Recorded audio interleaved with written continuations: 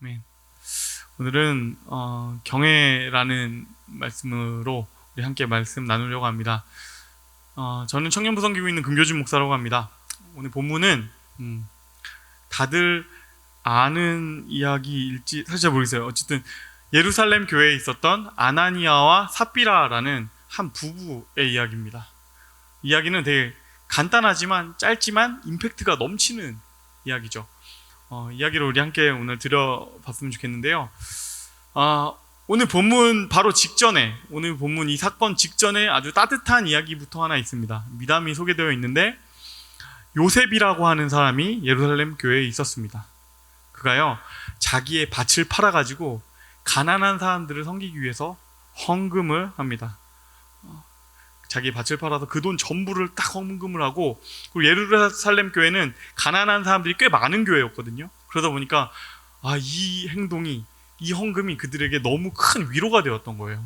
그리고 요셉은 그의 이름보다도 별명으로 더 유명한 사람인데, 그의 별명은 뭐냐면 위로의 사람이란 뜻의 바나바입니다. 바나바. 그의 별명이 아마 오늘 이 정황하고도 굉장히 연결되어 있는 것 같아요. 위로의 사람인 바나바가 이 예루살렘을 크게 위로할 수 있는 헌금을 하였다. 그리고 사람들이 막 그를 칭찬하는 가운데 오늘 본문이 시작이 됩니다. 사람들이 막 바나바를 칭찬하고 그리고 교회 리더십으로 그가 성장해가는 모습을 오늘의 주인공 아나니아가 봅니다. 딱 보고서 그도 그럼 나도 한번 그렇게 해야겠다라는 결심을 했던 것 같아요. 그의 아내하고 같이 얘기를 해서 자기의 땅을 팔아서 헌금을 하려고 합니다. 여기까지 너무너무 귀한 일이죠. 그런데 그것을 이제 전부를 딱 내려고 하는 순간에 갑자기 너무 아까운 거예요. 이런 생각이 드는 것이죠. 그래서 아내하고 얘기합니다. 여보, 이거 맞아? 이거 꼭 이렇게 다 해야 돼? 전부여야 할까? 이 이야기를 딱 들은 삽비라가 듣자마자 말합니다. 어머 여보, 나만 그랬던 거 아니었구나. 우리 진짜 너무너무 잘 맞는다. 동의합니다. 제청합니다. 가하시면 예하시고. 이 두 사람이 너무너무 합의가 됐고 만장일치가 돼서 짝짝꿍이 맞는 어쨌든 그래서 아나니아는 오늘 자기의 땅판 값의 일부를 가지고 베드로 사도를 찾아갑니다. 그래서 그에게 말해요. 베드로 사도님, 이것은 제가 저의 밭을 팔아서 가져온 돈입니다. 이 돈 전부를 가난한 사람들을 위해서 교회에서 사용해 주세요. 그가 너무너무 진실한 눈빛과 천사 같은 미소를 가지고 다 이제 헌금을 합니다. 그런데 이 이야기를 딱 듣는 베드로 사도가 너무 쎄한 거예요. 그가 영적으로 깨어 있었어요. 그래서 그 순간에 성령께서 그의 마음 가운데 진실을 알게 하신 겁니다. 그래서 말합니다. 아나니아야, 어찌하여 내 마음에 사탄이 가득하여 내가 성령을 속이고 땅값 얼마를 감추었느냐. 너는 사람에게 거짓말한 것이 아니라 하나님께 거짓말을 하였다. 그리고 무서운 일이 벌어져요. 그 말을 들은 그 순간에 아나니아가 그 자리에 엎드려져서 죽습니다. 너무 무서운 일이죠. 사람들이 죽은 아나니아의 시체를 메고 나가서 장사를 치르게 됩니다. 그리고 한 3시간 정도 지난 다음에 그의 아내 삽비라가 아무것도 모른 채로 또 베드로 사도에게 옵니다. 베드로가 그녀에게 묻습니다. 삽비라야, 땅 판 값이 정말 이것뿐이냐? 그러자 그녀가 대답합니다. 예, 이게 전부입니다. 베드로 사도가 너희가 어찌하여 이렇게 주의 영을 시험하려 하느냐? 내 남편을 장사하러 갔던 사람들의 발소리가 지금 들린다. 그들이 너도 메고 갈 것이다. 그리고 나서 삽비라도 그 자리에서 죽습니다. 젊은 사람들이 그녀의 시체를 가지고 가서 그의 남편 곁에다가 장사를 합니다. 그리고 이 이야기를 들었던 교회의 반응이 이렇게 기록되어 있습니다. 5장 11절 말씀을 함께 큰 목소리로 읽겠습니다. 시작. 온 교회와 이 일을 듣는 사람들이 다 크게 두려워하니라. 아멘. 여러분, 이 이야기 어떠세요? 이 이야기 어떠세요? 막장 드라마 같아요. 이 이야기 들으면 지금 말했던 것처럼 두 가지 정도의 반응이 생길 수 있을 것 같아요. 먼저는 어떤 이런 반응이죠. 어떻게 헌금을 그렇게 할 수가 있어? 어떻게 그렇게 헌금을 가지고 속일 수가 있어? 진짜 나쁜 사람이네. 완전 사기꾼이네. 이런 마음이 들 수도 있고요. 그리고 후자는 그래도 헌금을 한 건데 이건 좀 너무한 거 아닌가?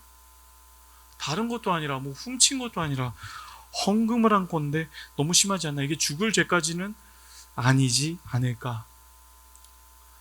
제가 이거를 물어봤을 때 놀랍게도 많은 성도들이 전자보다는 이 두 번째 마음에 조금 더 공감을 하는 것 같아요. 왜 그런가 하면 저도 너무 알 것 같아요. 너무 심한 거 아닌가? 저도 어렸을 때 어머니께서 헌금하라고 1,000원을 주시곤 했습니다. 우리 집은 어떤 집이었냐면 1,000원을 이렇게 다림질해서 주는 집이었어요. 그 다림질한 1,000원을 헌금하라고 딱 이렇게 받고, 그리고 그 1,000원은 때로는 다른 곳에서 사용되곤 했습니다. 오락실이라던가 아니면 동네 슈퍼라던가 어떤 지역사회 발전에 이바지하는 방향으로 사용되는 경우가 조금씩은 있었죠. 주일학교, 교회학교를 했던 사람들은 이 경험을 저만 했던 건 아닌 것 같아요. 많은 사람들이 이것들을 많이 공감하고 있고, 그러다 보니까 이 두 번째 마음이 많이 드는 것이죠. 그리고 또 하나님께서 이렇게까지 단호하게 하시는 이 심판이 조금은 생소합니다. 우리가 교회 안에서 했던 크고 작은 거짓말이 떠오르기도 하고요. 그러다 보니까 이 본문이 참 어려운 본문이 됩니다. 이 하나님께서 왜 이렇게까지 하셨을까? 이 본문은 대체 어떻게 이해되어야 할까? 오늘 이 본문을 이해하기 위한 질문은 간단하지만 분명한 하나입니다. 그것은 바로 아나니아와 삽비라는 왜 죽었을까? 아나니아와 삽비라는 왜 죽었을까? 그들은 왜 죽었을까? 이 질문에 대해서 납득할 만한 답을 얻어야지 우리는 이 본문에 대해서 잘 이해할 수가 있을 겁니다. 이 단순하지만 쉽지 않은 이 본문을 이해하기 위해서는 먼저 해야 될 작업이 그 당시에 이 예루살렘 교회의 특수한 상황에 대해서 이해할 필요가 있습니다. 우리가 알아야 될 것이 있습니다. 제일 먼저는 예루살렘 교회의 특수성입니다. 그것은 뭐냐면 이 예루살렘 교회는 당시 지구상의 유일한 교회였다라는 사실이에요. 지구상 위에 딱 이 교회 하나뿐이에요. 예수님께서 승천하시고 이 땅 가운데서 세워진 첫 번째 크리스천들의 모임, 이 교회, 예루살렘 교회만 있었습니다. 지금 막 탄생한 이 공동체는 아직은 좀 어린, 그리고 아직은 약한, 그런데 그럼에도 불구하고 이 교회는 결국에는 수천억의 사람들을 구원하게 될 구원의 방주, 그 첫 시작이었고요. 그리고 또 하나님의 나라를 이 땅 가운데서 만들어가고 넓혀가게 될 하나의 씨앗이었습니다. 근데 이 상황을 여러분, 사탄의 입장에서 한번 생각해 보세요. 절호의 찬스 아닙니까? 최고의 기회 아닙니까? 이 교회 하나만 망가뜨리면 돼요. 이 교회 하나만 타락시키면 모든 교회가 다 타락하는 거예요. 이 교회 하나만 죽이면 모든 교회를 다 죽이는 거예요. 그러니까 사탄의 모든 관심이 지금 막 태어난 이 교회 공동체, 막 태어난 신생아 같은 이 예루살렘 교회에 온통 모여 있었고, 그럼 그가 뭐 했을까요? 그가 할 수 있는 최대한의 전략을 다 동원하는 겁니다. 어떻게 하면 이 교회를 죽일 것인가? 어떻게 하면 이 교회를 죽일 것인가? 그리고서 그의 전략이 첫 번째로 드러나는 것이 이 사건인 것이죠. 여기서 사용되는 사탄의 전략이 굉장히 미묘하고도 되게 섬세합니다. 굉장히 되게 사소한 것처럼 시작되지만 결국에는 전체를 끝장낼 수 있는, 전체를 죽일 수 있는 어떤 계획이 여기 있습니다. 이게 뭐와 비슷하냐 생각을 했더니 마치 한 잔의 독주, 한 잔의 위스키 같아요. 다 큰 성인들에게 권하는 한 잔의 위스키는 하루 동안의 방탕함, 잠시 동안의 방탕함과 다음 날의 숙취를 줄 수 있겠죠. 그런데 만약에 막 태어난 아이에게 신생아의 젖병에 꽂아 넣는 위스키 한 잔, 이것은 살인의 의도예요. 각 태어난 교회 공동체를 죽이기 위한 아주 치밀한 전략, 이게 이렇게 시작되는 겁니다. 이 전략이 어디서부터 시작되느냐? 제가 말씀드렸죠. 아주 사소한데 아나니아의 마음에서부터 시작을 합니다. 오늘 본문 5장 1절은 개역 개정판에서는 드러나지 않지만 이걸 영어 성경으로 보면요, 헬라어 본문의 헬라어 접속사를 살려서 번역하고 있습니다. 그러니까 어떻게 되어 있냐면 그런데 아나니아는 이렇게 시작됩니다. 그렇다는 얘기는 이 사건 자체, 아나니아와 삽비라 사건이 바로 직전에 있었던 사건과 직접적으로 연결되어 있다라는 겁니다. 간단하게 말하면 아나니아의 첫 번째 마음은 바나바가 부러웠던 겁니다. 바나바가 부럽다. 이후에 이야기들 쭉 읽어보면 아시겠지만 바나바는 너무너무 중요한 교회 리더십이 됩니다. 예루살렘 교회의 핵심 리더십이 되고요, 전체 초대교회에 있어서도 아주 중요한 인물 중에 한 명이 됩니다. 그가 했던 가장 중요한 일들 중에 하나는 교회에다가 사도 바울을 소개하는 일도 했고요, 그리고 그는 1차 전도여행을 그와 함께 같이 떠나는 그 전도여행의 첫 번째 선교사이기도 했습니다. 초대교회의 중요한 리더십, 핵심 리더십이 되었다. 그리고 아나니아가 이 바나바를 따라하는 모습에서 우리가 볼 수 있습니다. 사람들의 칭찬과 존경을 얻어가는 바나바를 보면서 아나니아는 부러웠던 거예요. 부러웠다. 이런 아나니아의 되게 사소한 마음을 사탄은 최대한으로 이용을 합니다. 이것은 시기심이죠. 아나니아의 마음은 처음에는 시기심으로 시작했어요. 그런데 그 다음 단계가 또 이어집니다. 그 다음 단계는 뭐냐면 돈을 사랑하는 마음이 더해집니다. 돈을 사랑하는 마음이 그 다음 단계에 살짝 살포시, 레이어를 하나씩 만들어 가듯이 살포시 다시 얹어집니다. 디모데전서 6장 10절은 이렇게 악을 하나씩 자라게 하는 사탄의 전략이, 그 방식이 보여집니다. 이거 함께 한 목소리 읽겠습니다. 시작. 돈을 사랑함이 일만하게 뿌리가 되나니 이것을 탐내는 자들은 미혹을 받아 믿음에서 떠나 많은 근심으로써 자기를 찔렀도다. 아멘. 처음에는 아주 사소해요. 사탄이 아나니아에게 물어보는 것이죠. 부럽지 않아? 부럽지 않아? 그리고 그 다음 단계는 사탄이 아나니아에게 또 물어봅니다. 아깝지 않아? 아깝지 않아? 사탄은 작은 흠집을 내고 그곳에 씨앗을 심습니다. 이 생각이라는 씨앗을 심어놓고 이 작은 씨앗이 조금씩 자라서 줄기가 되고 가지를 만들고 그 안에서 잎을 내고 결국엔 나무가 되고 나중에 마지막에는 열매를 맺게 됩니다. 그 열매는 무엇이죠? 우리의 내면을 엉망진창으로 만드는 것이에요. 그가 결국에 심었던 이 씨앗들이 어떻게 자라났는지, 그 결과는 무엇인지에 대해서 사도행전 오늘 본문 5장 3절은 아나니아의 마음을 이렇게 기록합니다. 함께 읽겠습니다. 베드로가 이르되 아나니아야, 어찌하여 사탄이 내 마음에 가득하여 내가 성령을 속이고 땅값 얼마를 감추었느냐. 하이라이트 된 부분이 있죠. 사탄이 마음에 가득하게 되었다. 사탄이 마음에 가득하게 되었다. 루터는 말했습니다. 새가 너의 머리에 똥을 싸고 지나가는 것은 막을 수 없다.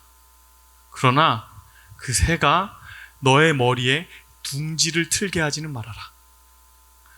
이것은 뭘 의미하냐면 우리의 죄와 관련된 얘기입니다. 우리 가운데에서 죄된 생각이 우리의 머리를 스쳐가는 것은 막을 수 없어요.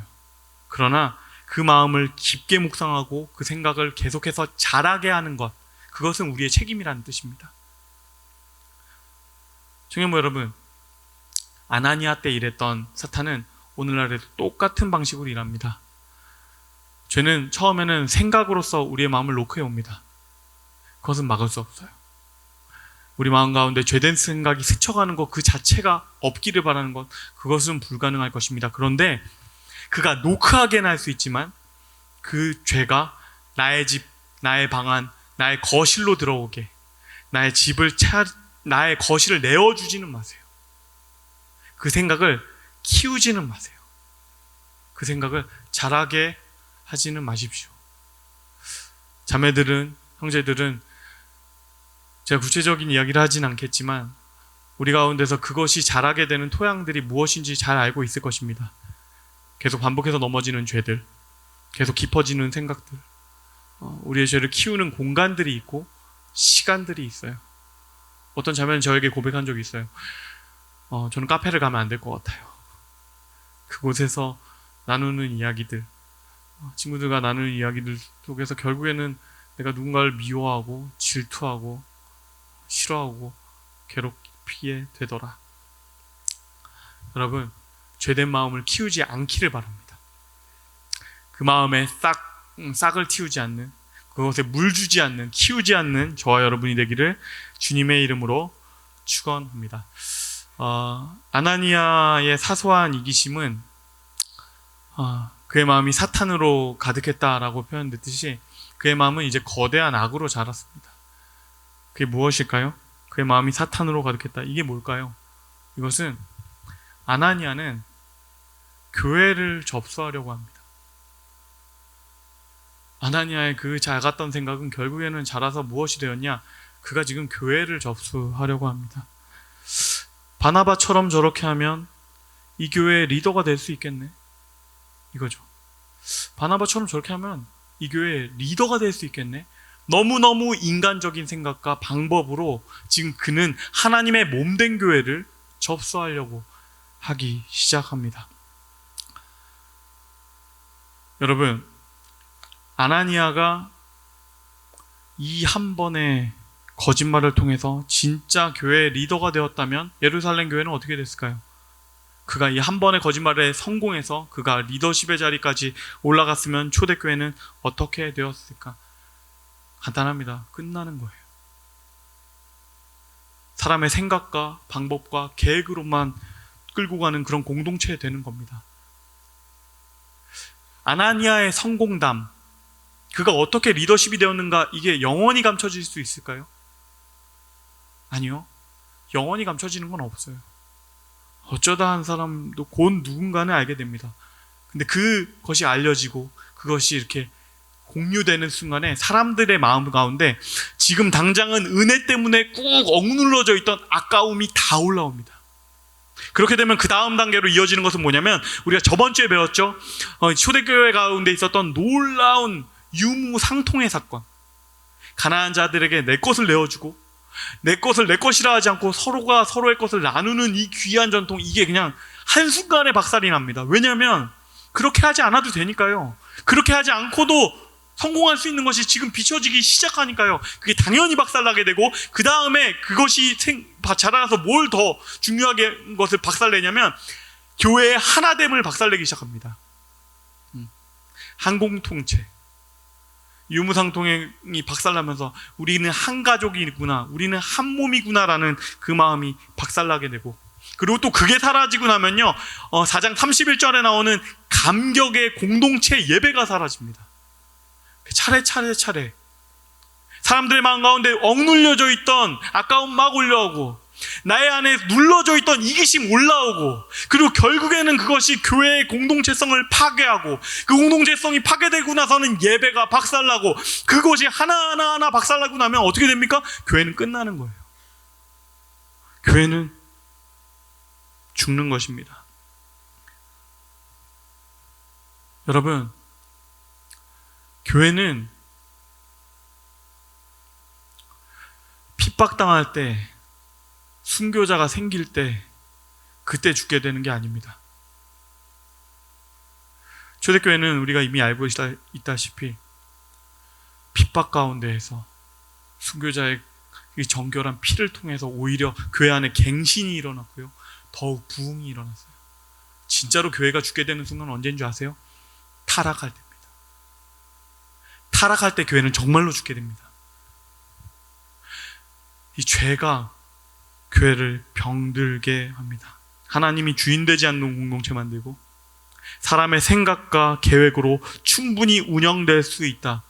이것이 진짜 타락이에요. 이렇게 교회가 타락할 때 교회 공동체가 정말로 죽게 됩니다.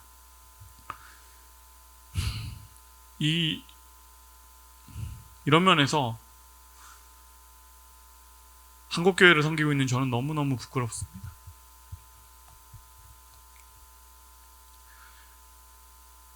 교회가 죽을 짓들 너무 많이 합니다.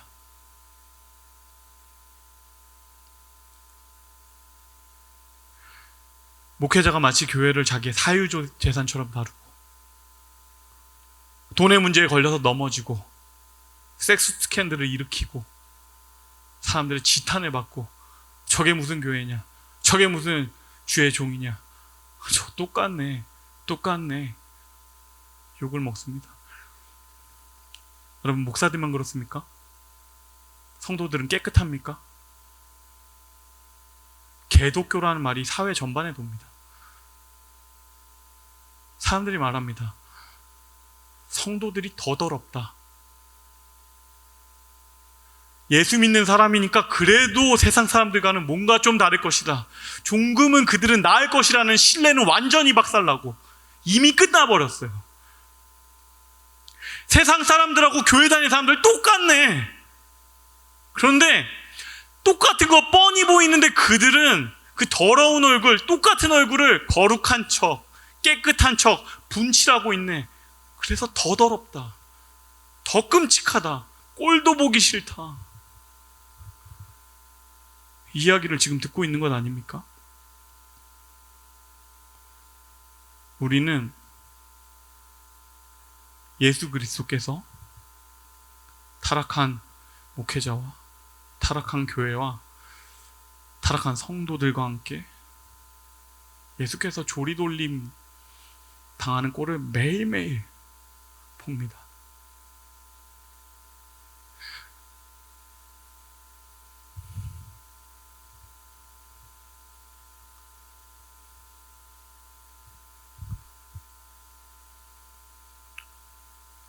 청년부 여러분,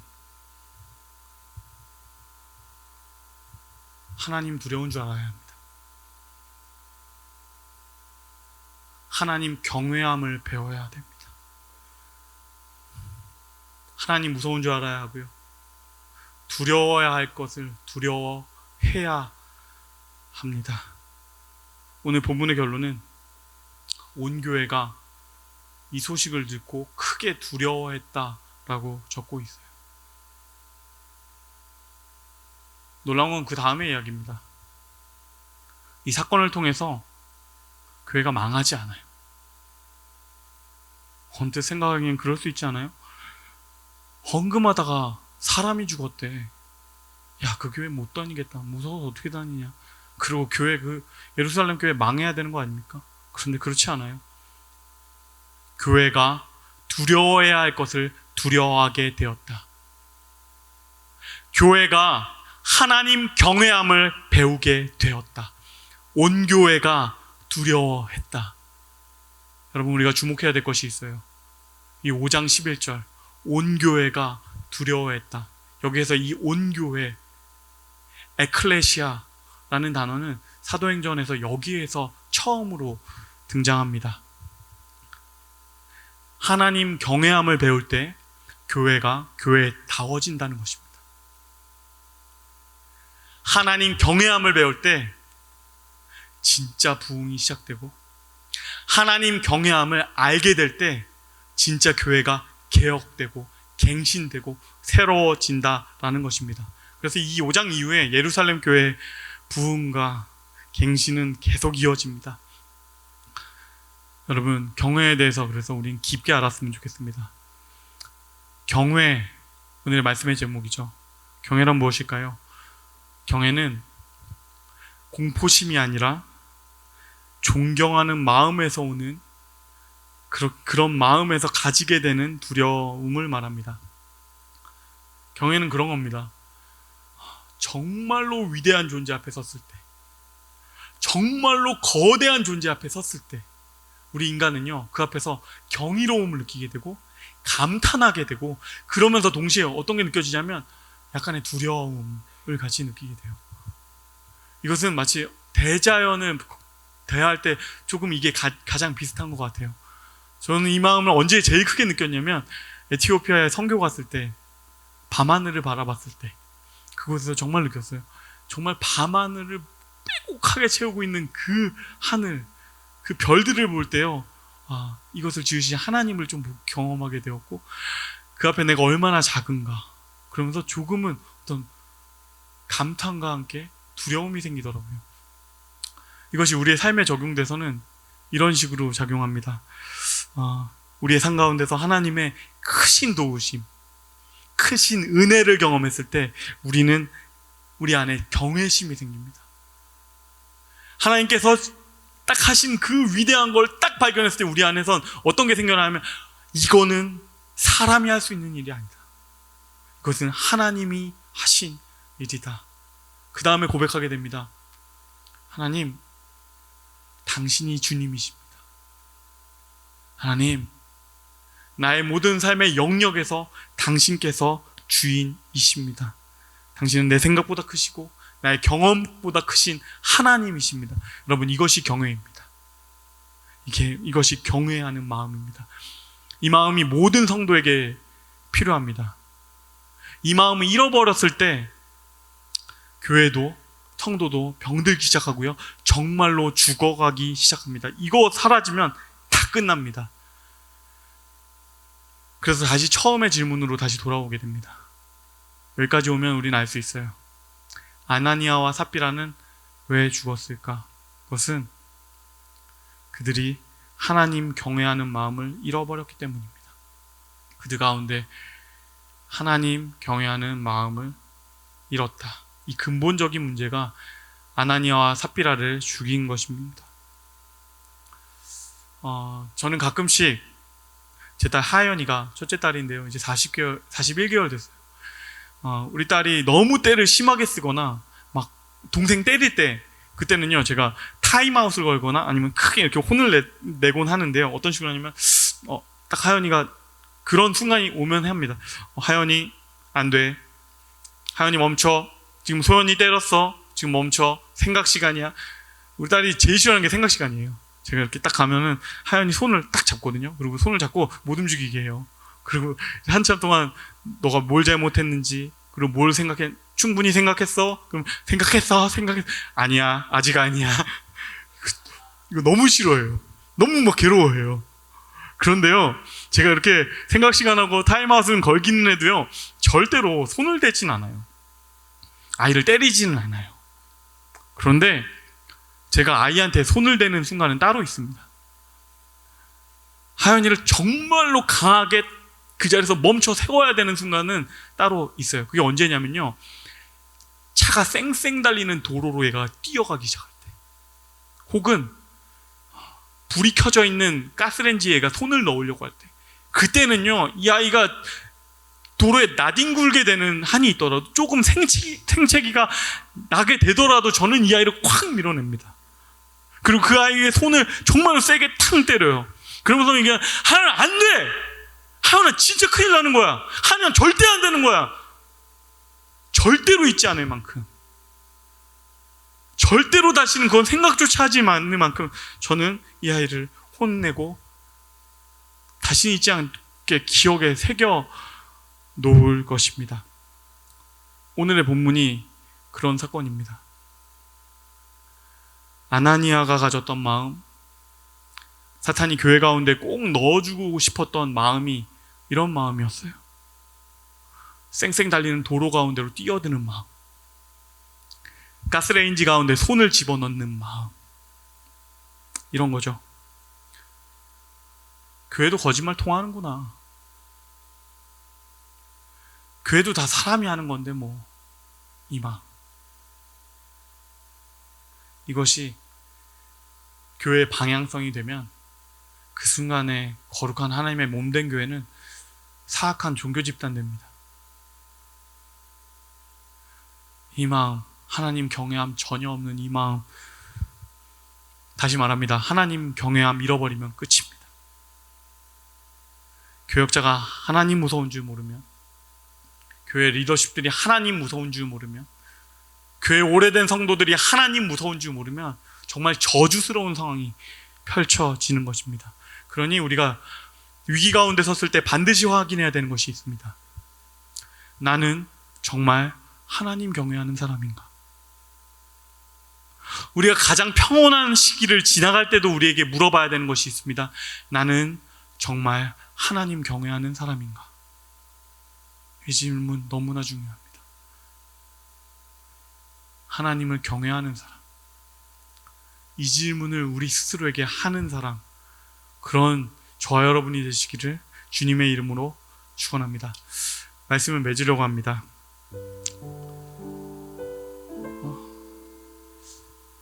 마지막으로 오늘의 아나니아 삽비라 사건에서 드러나는 한 가지의 메시지가 더 있습니다. 그것은 하나님께서 교회를 얼마나 사랑하시는가, 우리를 어떻게까지 아끼셨는가 라는 것입니다. 우린 자연스럽게 이 사건을 마주하면요, 우리의 마음을 아나니아에게 이입하기 쉽습니다. 그런데요, 분명한 사실이 하나 있어요. 아나니아가 사탄이 무너뜨리려고 했던 이 교회, 이건요 결국엔 우리입니다. 이 예루살렘 교회, 하나님께서 정말로 단호하게 분명하게 치리하심으로 지켰던 이 교회가 결국에는 이 아시아에 있는 우리까지, 이 운정교회까지, 우리 청년부까지 되게 되었습니다. 그러니 오늘 본문에서는 이 단호한 대처를 통하여서 역설적으로 하나님께서 어떻게 우리를 아끼시는가, 하나님께서 우리를 어떻게 소중하게 생각하시는지가 역설적으로 분명하게 드러납니다. 하나님을 두려워하게 됐다, 하나님에 대한 공포심이 생겼다, 이걸로 끝난다면 예루살렘 교회는 그냥 공포와 두려움으로 무너져 버렸을 겁니다. 그런데 이 뒤에 있습니다. 하나님의 사랑이 있어요. 교회를 아끼시는 하나님의 열정이 있어요. 교회를 너무너무 소중하게 여기시는 하나님의 붙드심이 있어요. 하나님의 단호하고도 분명한 사랑, 그것이 그 두려움을 넘어서 우리를 하나님 경외하심까지 이끌게 만듭니다. 이것을 잘 표현하고 있는 성경 구절이 하나 있습니다. 요한일서 4장 18절과 19절의 말씀입니다.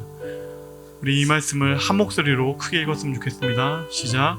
사랑 안에 두려움이 없고 온전한 사랑이 두려움을 내쫓나니 두려움에는 형벌이 있음이라. 두려워하는 자는 사랑 안에서 온전히 이루지 못하였느니라. 우리가 사랑함은 그가 먼저 우리를 사랑하셨음이라. 아멘. 하나님께서 교회를 너무너무 사랑하시는구나, 하나님께서 우리를 너무너무 아끼시는구나, 오늘의 본문 가운데서 그 사랑을 발견했으면 좋겠습니다. 여러분, 두려워할 것을 두려워하십시오. 하나님 경외함을 배우십시오. 그분은 위대한 하나님이시고 온 땅의 창조주이십니다. 내 생각보다 훨씬 크신 위대하신 왕, 그분이 하나님이십니다. 그분 경외하는 마음을 배우십시오. 그런데 동시에 하나님의 사랑을 기억하기 원합니다. 그 놀라우신 하나님이, 그 위대하신 하나님이 당신에게 그 아들을 내어주시기까지 놀랍도록 사랑하셨습니다. 그 사랑 가운데 머물 때 우리 가운데 하나님 경외함이 발생할 것입니다. 위대하신 하나님, 놀라우신 하나님, 그러나 우리를 놀랍도록 더 크게 사랑하시는 하나님, 우리는 지금 사순절을 지나가고 있습니다. 그분의 희생, 그분의 헌신, 그것을 배우는 시간입니다. 오늘 말씀을 준비하면서 정말 이 말씀에 가장 부합하는 찬양을 찾게 되었는데요. 하나님의 위대하심과 그분의 놀라운 사랑을 동시에 찬양하는 찬양입니다. 우리 모든 능력과 모든 권세 이 찬양 함께 찬양하시고 함께 기도하겠습니다.